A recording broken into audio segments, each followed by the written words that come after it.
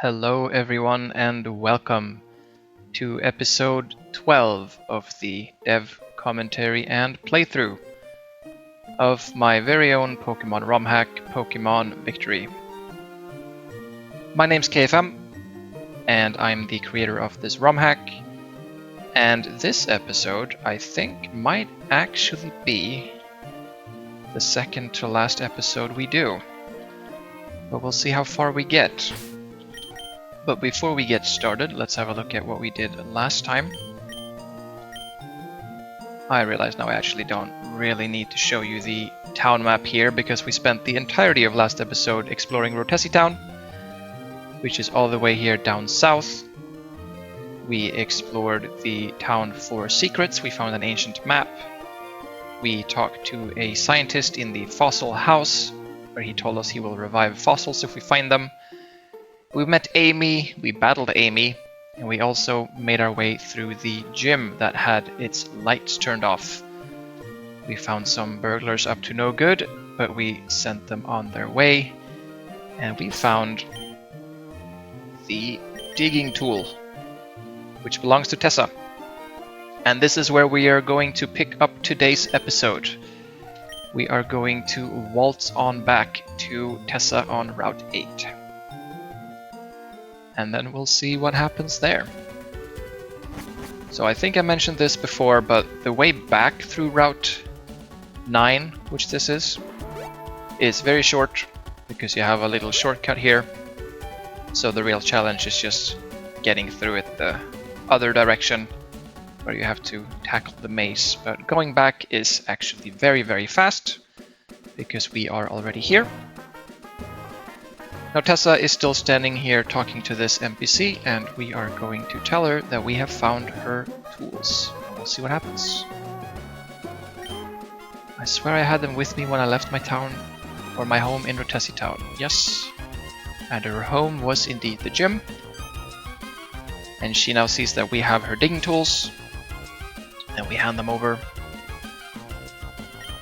She thanks us and says that this expedition is now about to get underway.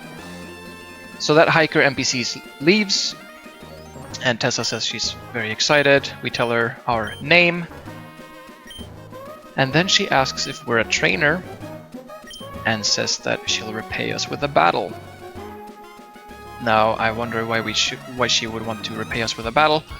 Well, that's very obvious, because as we figured out last episode, she is the gym leader. As I gently speed up here. So this is actually where you fight the third gym leader. You don't fight her in the gym, because she is not in the gym. She is out here in the campsite, but she offers to fight us now that we have helped her out. But I'm just quickly running down to the desert here to show that the hiker NPC, who said he was going to scout out the area, does actually walk down here. You can see him standing here. He says this shouldn't be too hard to clear. Please go battle Tessa so we can begin our expedition. And nothing else really happens.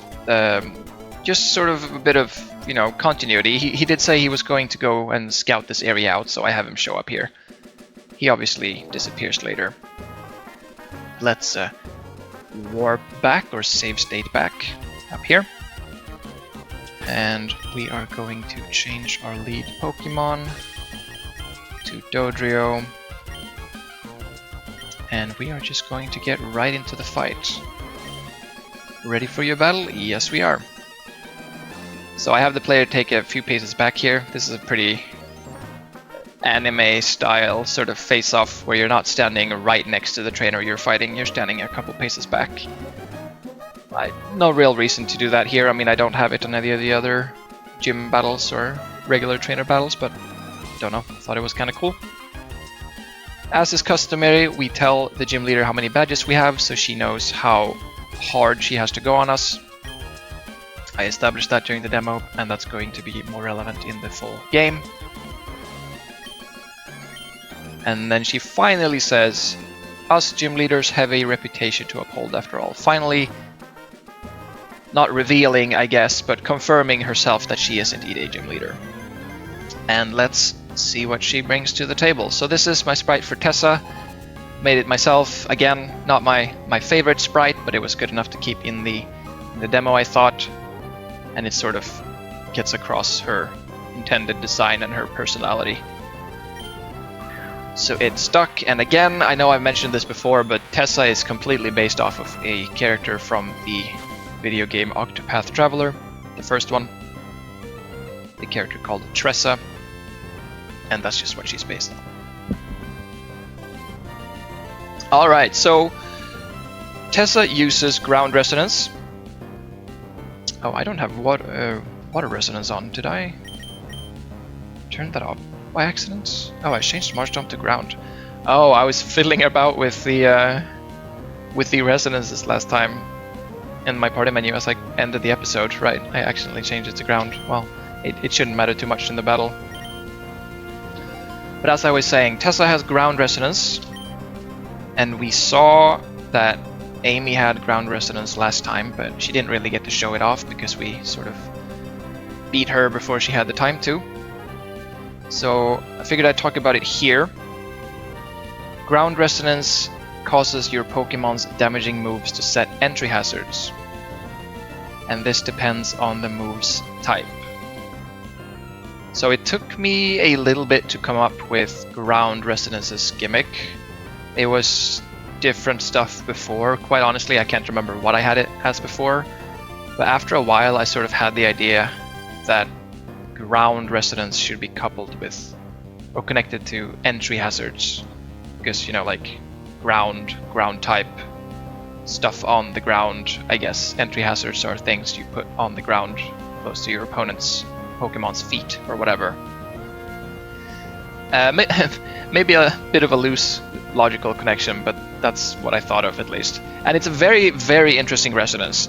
So it just means that whenever you deal damage with an attacking move, you set spikes. So pretty much every move sets spikes in the game. And this works on multi-hit moves. So this Cacnea here actually has Bullet Seed, which I think the AI actually likes to use, which is very good. And every hit of Bullet Seed will set a layer of spikes. So ground resonance lets you set up not only entry hazards very quickly, so you can set up 3 layers of spikes in one turn, but it also lets you stay on the offensive while you set up hazards. So I'm actually gonna hope for this Cacnea to Bullet Seed here just to show you, and I'm not gonna knock it out in one hit because I think we are strong enough. I'm gonna take this time to use Work Up instead and power ourselves up. Let's see if he uses Bullet Seed. He might use Leech Seed. No, Bullet Seed, perfect. Spikes were scattered on the ground. And spikes were scattered on the ground for a second time. Oh, and we were only hit twice. Spike stacks up to 3 times, so he could have hit us 3 times and stacked 3 layers there, but now we can see that we have 2 layers of spikes on our side. Now this gets pretty dangerous pretty fast, because ground resonance doesn't only stack spikes, because as the resonance says, it depends on the move's type. So moves that are poison will stack toxic spikes. Moves that are rock will stack stealth rock. Moves that are bug type will stack sticky web or do sticky web, doesn't stack. And I don't think I have Steel Surge for steel moves. No, I'm pretty sure I don't. That's just a G-Max move, and there's no G-Max gimmick in this game, so that doesn't exist. But fire moves stack a new entry hazard that I've created, which is called Living Flame, which just puts the little flame on your side of the field, and if a Pokemon switches in onto the flame, they get burned, and the flame disappears. So it's an entry hazard that burns you, but once it's burned you, it just disappears completely. I could talk a little bit more about Living Flame because it has a quite interesting interaction when you actually use the move, because there's a move called Living Flame as well that does this ground resonance, or entry hazard, sorry. But we don't really have a fire type. I can say that Charmander and Charmeleon learned Living Flame, so if you play this game yourself, you can try that as a starter and you can see the move. But yeah, so that's ground resonance. So it's all about synergy with entry hazards. And so my sort of idea with this gym fight or gym battle is that Tessa really likes to use moves that are status moves, and I gave her Vibrava the move Whirlwind to sort of switch you out and cycle your team through the spikes to rack up damage. And I actually believe Cacnea in the beginning there has Poison Sting, so it can actually set toxic spikes, which is pretty cool if it decides to use Poison Sting. However, the AI, or the AI flag that sets or tells the AI to use status moves is pretty darn strong, or it rates the status moves very highly. So this Vibrava pretty much only uses Whirlwind from what I've seen. It does not like to attack whatsoever, and neither does any other Pokemon. The reason that Cacnea attacks is that I didn't give it any status moves. It only has attacking moves, so it has to attack. Which was deliberate because I wanted to show off the resonance. But yeah, her team is a little bit too status happy right now. I would like to somehow tweak that, so they maybe, yes, like status moves, but don't only use status moves. Although Yawn is pretty annoying for us, I guess. But that's for the future. The fight is still fine, but we do have a Dodrio, which is a flying type, which just ignores her ground type moves, and is very strong. And also, of course, a very good counter against ground resonance and all the entry hazards is flying resonance. Because flying resonance, if you remember, makes all of your Pokemon no longer grounded. And Pokemon that are not grounded do not get hurt by entry hazards. Or well, they get hurt by Stealth Rocks, but they don't get hurt by the other hazards. So flying resonance keep you very, very safe against ground, which I feel is very apt, considering that flying type keeps you safe against the ground type. So yeah, for Pokemon, her ace is a Sandslash, following the trend of 3 ground type Pokemon in this case, and then 1 that's not ground type, which is the Cacnea. I can say that during testing there was one player that really struggled with this fight, because I believe this fight was quite overtuned as well. It was too strong. She wasn't rated as strong as the other fights, but... oh, we got crit. But it was still a very difficult fight, so this Sandslash specifically has been lowered in strength quite a bit. As we can go Hitmonchan, I guess. And now we should not take damage from spikes because we are not grounded. Yep, we do not. That's very good for us. We could bulk up, but I think... oh, actually, it's probably gonna... what's it called? Spiky Shields. Yes, it is. Wow. Look at me using strategy. So we take our time to bulk up. Spiky Shield obviously being the same move as in the real games. This Sandslash also has a... oh, unlucky. It has a new ability called... oh, what did I call it? I changed its name a couple of times. I think it's called Regrow Claws. And we're not really going to see it in effect here, but it means that when Sandslash's attack is lowered, at the end of its turn, it'll flip those lowered stages of attack to positive stages, so it'll increase its attack instead. So it's very dangerous to lower the Sandslash's attack, which you will not find out unless you try, and when you try it might be too late, so you've been warned. But there we are. Tessa was no match for our pretty juiced up team, I'll be honest. We are pretty strong at this point. Several level capped and evolved Pokemon.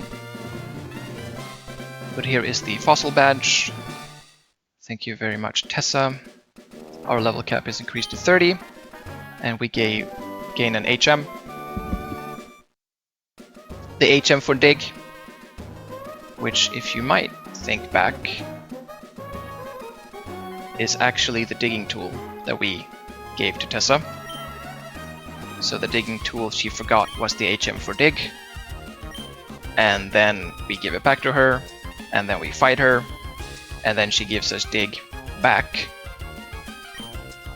Now, it's not too obvious in the demo, but this is supposed to be her being a bit of a klutz and sort of giving away the dig HM. And later, when you find these guys, because they're about to move into the desert, they're actually stuck in the desert because, yeah, she didn't actually have her digging tools because she gave them away to you. So, yeah, maybe not the brightest, but her heart is in the right place. But now let's focus on this tunnel. Tessa says that you can use dig on it. And we can use our Pokemon to burrow to another tunnel somewhere. I'm sure you've seen some tunnels on your travels, so you should try it. We will try it. But before that, this little expedition is about to be underway. So they pack up their tents and they leave for the desert. And that's that. They are gone. All the tents in this area are now gone. Except for this one, which I left here because it has a PC in it. And it has a bed, so I could potentially make this bed a point of healing too. But that's just if you want to swap some Pokemon around, if you need a Pokemon to use Dig. Because you actually need to use Dig to keep going here.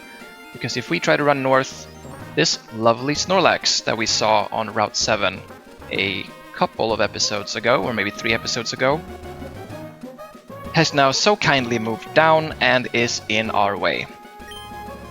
This is the second time a Snorlax gets in our way. It is a handy tool from me as the game designer to just put in different places to block your path, to dynamically block your path, I guess, in a somewhat natural way. Because I really want players to use Dig here, or I require players to use Dig here to keep traversing the game. Because I want people to figure out how it works, try it out. But before we actually dig, we are going to take a look up here. Because if you remember, there was a tent in the way here before. The tent with the nurse. And now that that tent is gone, we actually have a little path to follow. Let me just, before we keep going, swap to another Pokemon. I think Marshtomp will be nice. And let's explore. Our mud-covered Marshtomp with a mud coat ability, if you remember from the last episode. And now we are up on the rock wall that surrounds the desert. And the first thing we see is a very curious looking little grassy sort of vine tile. And if you pay attention to the north, I'll show you with my mouse cursor here, we actually see a little sort of rocky outcropping, or at least a part of it. Now this should clue you in to the fact that you can actually use your grappling hook here. Before we do that, I'm just gonna quickly walk to the right here because there is an item. There is also a rock climb path down, which you can't use in the demo, and that gives you, or leads you rather, to the TM for Earthquake, which is down there, but not in the demo. Let's go back here and see if we might be able to Vine Whip up north. Which we can. And this is the biggest secret? Maybe not the biggest secret, but it's one of the bigger secrets, because not only do you need to have first found the grappling hook, and then also figured out that the little grassy tile we saw in the south there indicates that there is indeed a grappling hook shrub close by, or just out of your vision range rather. And then you actually need to figure out that when the tents are removed, there is a path behind the tent that leads to this area. But if you figure out all of that, you are treated to this little cave, which has a familiar name of Desert Passage. But this is a different area of the Desert Passage, and as we go south we see a hole in the ground, and not only that, we see the second Master Ball of the game, which contains another rare candy. That is the second and final Master Ball of the demo, I should say. If you remember correctly, we found one in Havana Woods last time as we were getting the grappling hook HM. Now the Pokemon up here in Desert Passage are exactly the same as the Pokemon downstairs in the Desert Passage. Oh my goodness. Both of them. Wow. Well, I'll write that up on the bug list. That was actually pretty unexpected. Feels like I've never ever walked on those tiles during testing. That's pretty crazy, but also pretty interesting, because it makes sense, and it makes sense that maybe testers didn't walk there either. I mean, first of all, most testers didn't find this place, but if you walk down here, you see the Pokeball. You grab the Pokeball first, and then you go into the hole, so you never walk here. But yeah, this is obviously not intended, so gonna have to fix that. But let's try to walk on top of the hole. And this actually takes us past the blockade for the desert. So we can actually enter the desert. Because it is a thing in the demo. I said it wasn't, and it is, but it's not finished yet, as you might be able to see. So here I have my little, sorry, this isn't finished yet sign, under construction smiley face, because the desert is definitely not finished. So I just have this little area instead that has a, well, first of all, it has a bunch of wild Pokemon, but I was going to say that it has a evolution item there in the sand. This area of the desert has, I believe it's 5 Pokemon. Yeah, it's 5 Pokemon. It's got Silicobra, this one. It's got Cacnea. It's got Helioptile. It's got Flittle. And it's got Trapinch. Now you might recognize some of those names as Pokemon that we've met previously, or I've mentioned previously, that you can meet in secret lairs. And you can, for some of them. But Silicobra, this one, and Trapinch is unique to the desert.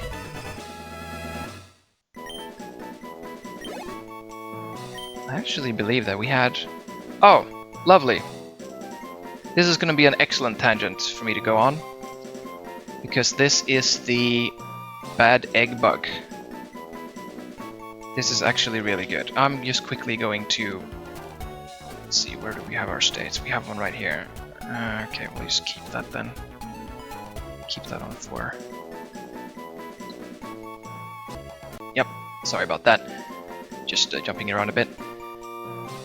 Alright, so if you see this when you play the game, it means you've unfortunately run into the bad egg bug. It means that the Pokemon you caught is corrupted, or its data is corrupted. This is not a Silicobra. This is a bad egg, as you can see here by the text. Bad egg was transferred to someone's PC. Now, I thought I'd fix this bug before the demo release. Very unfortunately, I hadn't. This is still in the game. And I haven't really been able to recreate it consistently. I usually don't get it myself when I play through, so I'm really happy that I did actually, even though it's a very major bug. This will help me hopefully sort of figure it out.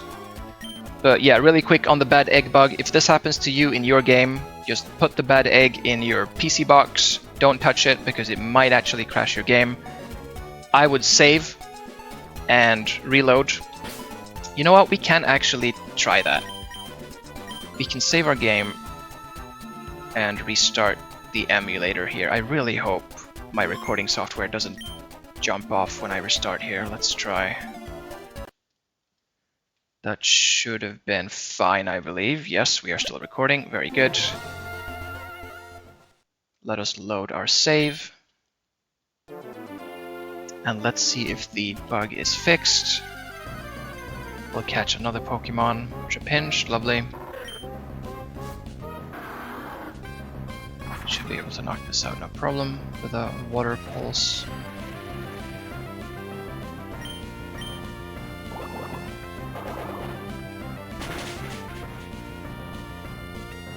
Very nice. Luckily we had some more Pokeballs. Let's try to catch it.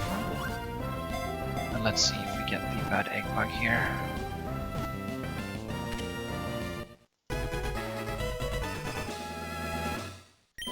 Alright. No, we don't. So there you go. There's live proof that saving your game, turning it off, and loading up the save again should fix the bad egg bug. So please do that if you run into it, because it just corrupts all the Pokemon you catch until you do restart your game, and it risks crashing the game, which is not very fun. And I'm very sorry that this bug is in the game, but I am aware of it, so I will work to fix that for the next release. Right. Wow, that actually threw me off a little bit, because I was going to talk about a bunch of other stuff. Just real quick before we move on the desert, or my plans for the desert. It's obviously planned to be way bigger than this. You will eventually run into Tessa's little entourage as they wander around the desert. You can talk to them. I have a bunch of secrets for the desert. It's going to be quite a big area. I mean, you can just look at the map, right? It's massive on the map. Take a quick look here. We got ideas for pyramids. I've got an idea for oasis. Different places. I'm not going to go into specifics of those because they're obviously not in the demo and aren't fully fleshed out yet. But the main thing I wanted to talk about is that I have an idea for the desert that I think is similar to the Safari Zone. If you remember the Safari Zone from the earlier generations of Pokemon games, you get a step counter when you walk inside of them. And then you're only allowed to take a certain amount of steps inside before you get kicked out. And then you just have to start from the beginning. You get kicked out to the start and then you have to go again. Now I had a similar idea for the desert where you have a step counter, but instead of, you know, you getting or like paying the Safari Zone people for a specific amount of steps to take in their Safari Zone, the desert is just too hot and too rough on your body and your health, so that you can't actually stay in here for too long, and you sort of maybe run out of water or get overheated from the sun, so you sort of pass out and then restart from the beginning or restart somewhere else. But the main idea is that you only have a limited time in the desert, which makes exploring it more difficult. And to counteract that, I had an idea that I didn't really get it from RuneScape, but I am playing a bit of RuneScape right now, and it is in the game RuneScape, so I can use that as an example. But in RuneScape, the game, the MMO game, there is a big desert, and you also sort of take damage in that desert if you don't keep yourself hydrated. But in RuneScape, there are cactuses, or cacti, spread around the desert, and if you go up to these cacti, you can cut them. In RuneScape, you cut them with your knife, but in my game, you would probably use the HM cut to cut them, right? To get some cactus juice, which helps you stay hydrated. So I think that's a pretty clever, or pretty fun rather, idea to sort of have your time in the desert be limited, but then you can find these cactuses and get some more cactus juice, which keeps you hydrated, which would increase your step counter, right? Which would allow you to stay in the desert for longer. And then on top of that, and I know I mentioned this before, I think I did in a previous episode, if you have like a water resonance or flying resonance or ice resonance, your Pokemon that's following you could help keep you cool or keep your whole party cooled, which maybe would either increase your step counter or lower the rate at which your step counter decreases, if that makes sense. So yeah, I have some plans for the desert to make exploring it feel, I guess, a bit more dangerous, and not like time pressure dangerous, but just like if you don't keep track of where the cacti are or don't have any resonances with you, it's going to be way tougher and you might pass out and not reach some of the harder to reach areas in here. Because I have a lot of fun secrets planned for the desert. And obviously this little sneaky path into the desert will stay in the full game. My idea is that you can sequence break the game and get into the desert early and do a bunch of exploring in here. We'll see how I balance that, but at least that's my plan. Because obviously to get into the desert normally, you need strength and rock smash. But if you're attentive and have the grappling hook, you can sneak into it early and get a bunch of rewards. But yeah, I think that's pretty much everything I wanted to say. Lovely, we actually got a bunch of stuff covered there together with the bad egg bug. I'm actually quite happy about that. Alright, let's make our way back up and do what we are actually supposed to do, which is dig in this tunnel. Now let's talk to it and use dig. And this works almost exactly like fly. So dig is reworked in my game to work on these tunnels. You can see on the map here that there are these big red squares. That's the best I could do to visualize where you can dig to. But each of these red squares are dig tunnels that you have seen before. And these things on the ground is what I call dig tunnels. So whenever you walk into an area, or an area, a route, with a dig tunnel, I set a flag in the code that says that the player has found this dig tunnel. And then those are the only dig tunnels that show up on your map. There are 2 more dig tunnels here in the demo that we haven't found yet, but that's because we haven't been to those places yet, so they will show up on the map later. And this is my way of giving the player a backtracking method quite early on in the game, but I don't make it too overpowered, because fly, which is used in the regular Pokemon games as your sort of back travel method, or travel method I should say, is very strong because it lets you fly to any town you've been to ever at just any point in the game, so you can get to all the towns, and it pretty much removes backtracking. Like, I remember when I played Generation 3 or Pokemon Emerald specifically, once I get fly, I just never walk anywhere ever again unless I absolutely have to. I just fly everywhere, right? Which is fine, and it eliminates like the annoying part of backtracking, which is just wasting time walking through places that you've already explored completely. But it also makes it so that you don't really explore areas anymore. You just warp to other places. So I think dig is an excellent middle ground where I can allow the player to warp, but I only allow very specific places. Like, me as the designer can place these dig tunnels out and only allow warping to those. You cannot warp to Riverhaven. You cannot warp to the fossil house in Rotesi Town. You have to warp here and then walk, right? So I can very deliberately control it, which makes it much easier to design a nicer map with like backtracking and stuff like that. But with that said, I will have fly in the full game, or at least that's my plan. Obviously fly is not in the demo, but it will be saved for the very end, or towards the very end of the game, where you are probably almost completely finished.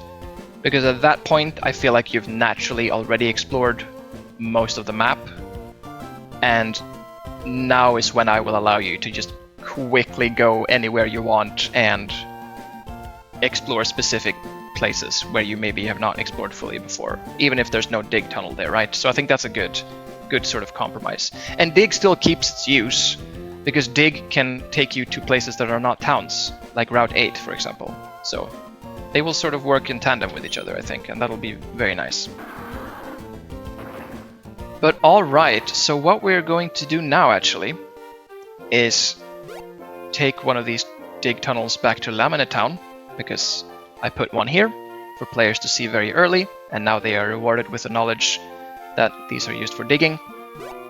You can dig back here, because if you remember from all the way back from episode 2, I believe, Lucy's house is here, and inside are a bunch of Pokemon battles that require you to have a bunch of badges.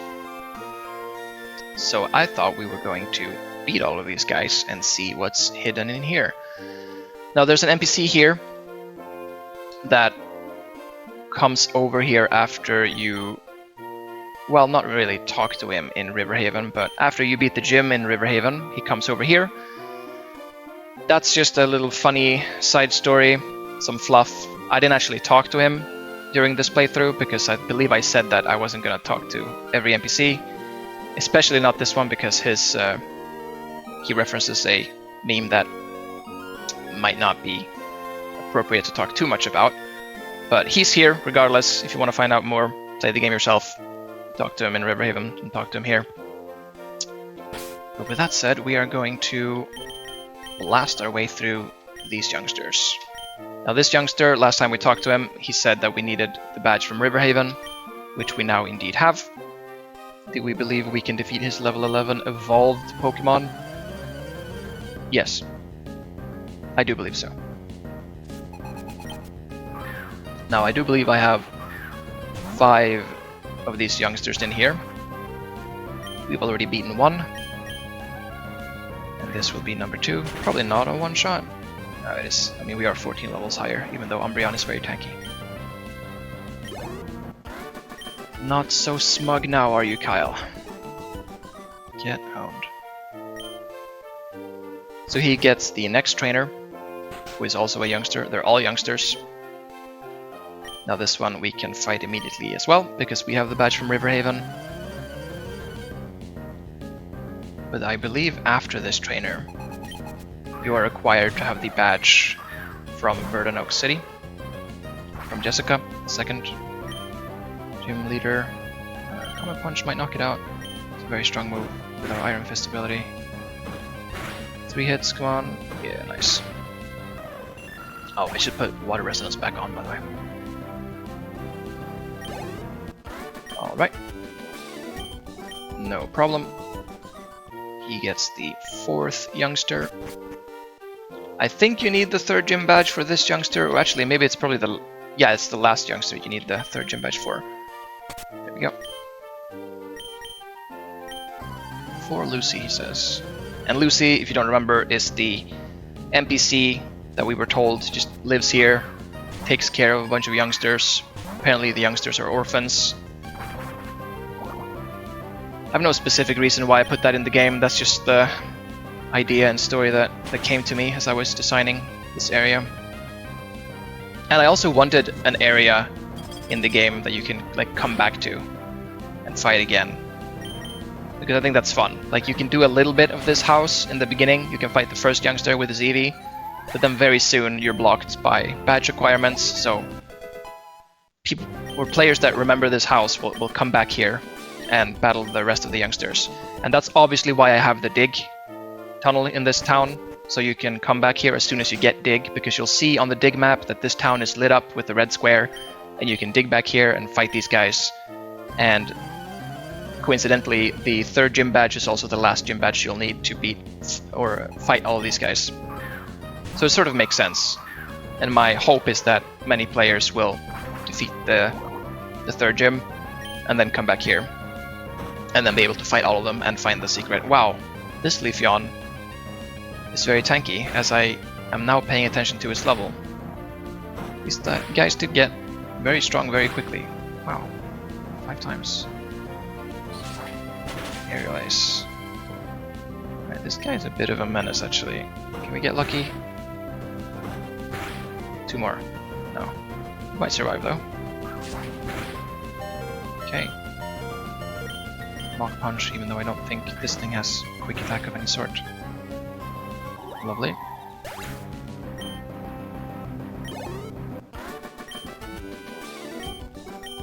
Now that was the final youngster. You've beaten all of us except for Lucy. Come downstairs, she'll want to talk to you. We're gonna do that in a second. We are just quickly going to recover at the Poke Center. And you know what I'm gonna do? I'm actually gonna buy some potions, because we're going to need to stock up for potions anyways for the last areas of the game coming up eventually. So let's go in here and let's see what the mart has to offer us. Pokeball, we have 7, that's plenty. Super potions, let's get some of these. I think, let's go 15 or something. Yeah, 15 is nice. Nice. Antidotes, we have 1, we can just carry a couple on us. Awakening, why not?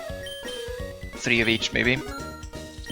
Dryer is an item I made that just works on the wet status, because I wanted an item for the wet status. I was originally thinking that this could be like a hair dryer, the sprite, but to nobody's surprise I cannot sprite a hair dryer, so it's just the same healing item with a different palette. Let's buy some of those as well. A couple of those. Escape rope we're not gonna need. Repel, we have 6, but we can actually buy some super repels.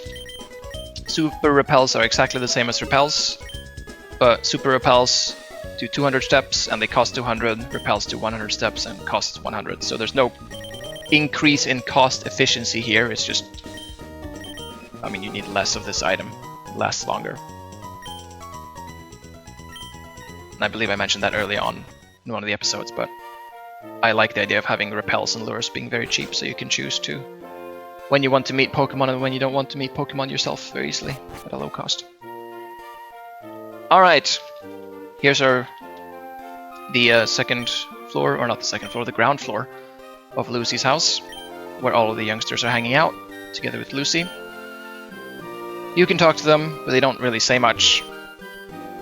They just say that, I mean, they like Lucy, they like battling, whatever. This guy really likes hanging out with his older brother, who seems to just be watching the TV, but hey. Alright. I am trying to remember which Pokemon Lucy starts with, and I believe I know. She is pretty strong. As in, she is, like, easily the hardest battle so far. We have a load of experience saved up, though. Okay, maybe using it all on Wattrel isn't ideal. But I really want to level it up. Let's do Lombre. Own tempo. Okay. Water Pulse, lovely. That's what I wanted to see. Don't need Water Gun anymore. Now I don't think you get Mega Drain yet. Wake Up Slap. Is it a fighting type move, right? 70 base power, that's not bad. Sure. I guess I could have removed Absorb, but it's whatever. Okay, Rest and Wattrel maybe? Only 2 levels. Just turn this Stitchless. Alright, that'll do. Then let's move Lombre to the start here. And let's talk to Lucy.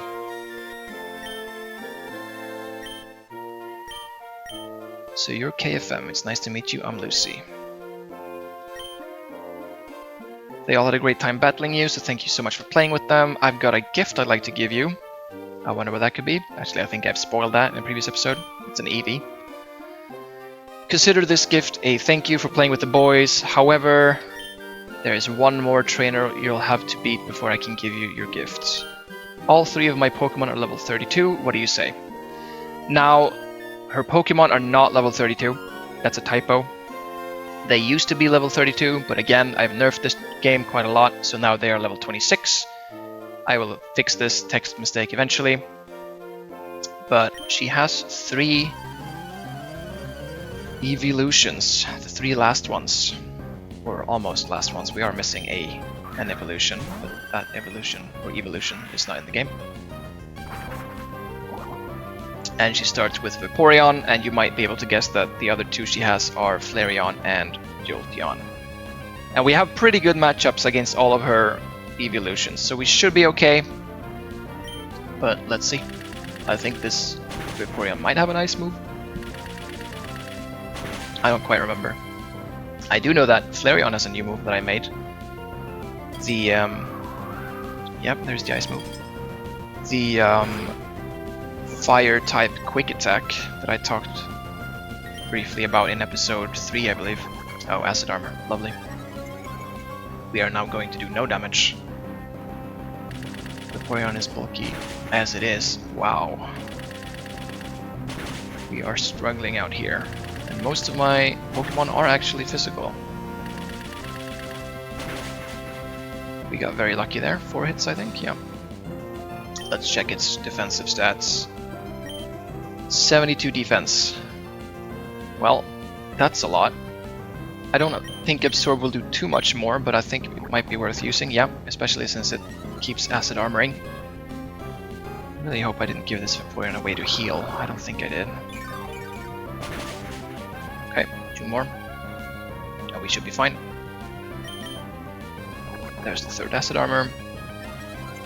It's got what, like 200 defense now? That doesn't sound like anything we want to mess with. Alright.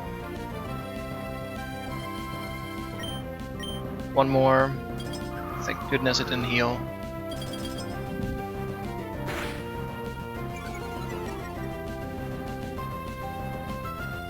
Very good. Easy work for Lombre. Should be quite a lot of experience. Yeah, nice. Trainer battles as always give more experience. Jolteon, we have a perfect counter to Jolteon. We have Dodrio, the ground type, flying type. This Jolteon stands no chance.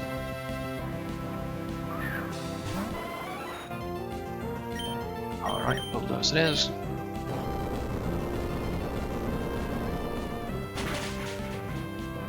Didn't quite knock it out in one hit. Could have worked up, I guess, but that's fine. Agility.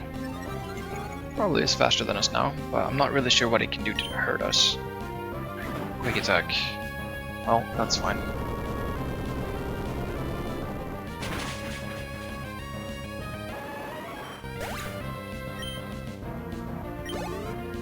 Alright, and then the final one is Flareon. Now let's see if Flareon decides to use its fire type quick attack. I hope it does. Not yet. See if it survives this. I feel like it does. I feel like Flareon is tankier than Jolteon. Whew. Well, not really, but it did survive. Headbutt, and let's see if it uses it here. Nice. Blaze Charge. Fire type quick attack that I do believe I only teach to Flareon actually. So it's a unique move for Flareon. For now. Alright, no problem. Lucy is strong, but we are stronger. You really are a strong trainer, thank you. As promised, here's your reward. That's Lucy's favorite Pokemon, Eevee. She explains a bit about it. You can evolve it using evolutionary stones. She also very importantly mentions that it's not native to this region, so you won't find any in the wild. And that's me, the developer, cluing in the player to the fact that EVs are only given as rewards for secrets, for talking to NPCs, for battles in this case, and you cannot find them in the wild. But there are many, many EVs to find. But there are only 2 in the demo, of which we have found both now. All right, that's really, really good. But I think that's actually all we're going to have time for today. Time ran away a little bit when I found that bad egg bug there, but we did get a lot done. I'm actually gonna be brave and take a look at my PC here, even though there's a bad egg in it. Yep, there's the bad egg. I guess I can risk looking at it, but oh, yep, there goes the game. Screen is black. So again, there's a very visual example for you why you should not look at bad eggs. Luckily, I like save stating.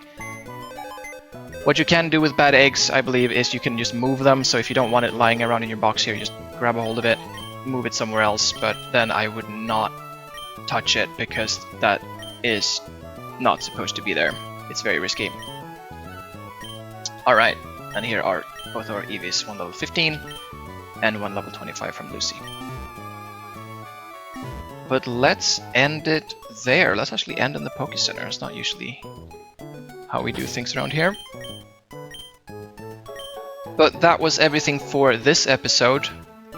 In the next one, we are going to keep exploring for some secrets, and we are going to eventually make our way onto Route 10, which is to the west of Verdenoak and the way that we are supposed to be heading. And then we'll actually see how far we get in the next episode, because as I've said before, we are nearing the end of the demo, which is on Route 11. But we'll see what happens next time. For now, thank you everyone so much for watching, and I'll see you in the next one. Bye bye.